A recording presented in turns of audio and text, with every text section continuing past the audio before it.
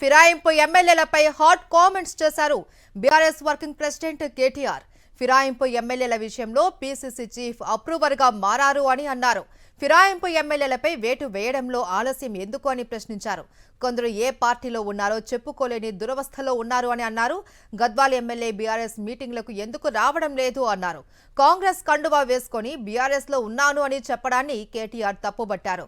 Party మారిన ఎమ్మెల్యేలపై వేటును వెంటనే వేయాలి అని కేటీఆర్ డిమాండ్ చేశారు.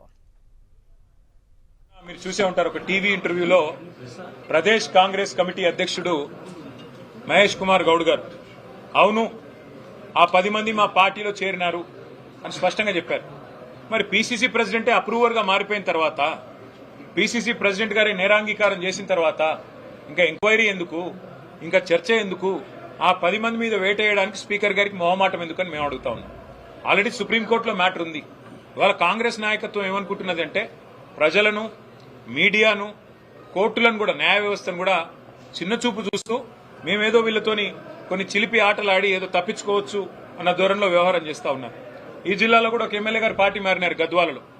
మరి వారు ఏ పార్టీలో ఉన్నారంటే చాలా విచిత్రమైన పరిస్థితి రోజు ఎట్లా ఉందంటే, ఇవాళ జీవితం అంతా రాజకీయం చేసిన పెద్దలు 2 సార్లు 3 సార్లు 4 సార్లు గెలిచిన వాళ్ళు, మంత్రులుగా పనిచేసిన వాళ్ళు ఏ పార్టీలో ఉన్నారు అని మీడియా వాళ్ళు అడిగితే చెప్పుకోలేని ఒక దురవస్థలో ఉన్నారు. కానీ నేరాంగీకారం అప్రూవర్ గా పీసీసీ ప్రెసిడెంట్ గారు మారినారు.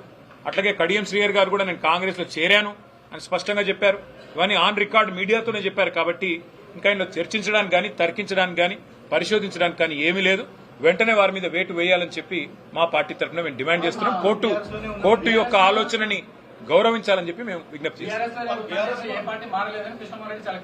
మరి పీసీసీ ప్రెసిడెంట్ ఆయన ఒక అర్రలో కూర్చుంటే మంచిది. అంటే పీసీసీ ప్రెసిడెంట్ చెప్తున్నాడు కృష్ణమోహన్ రెడ్డి మా పార్టీలో ఉన్నాడని.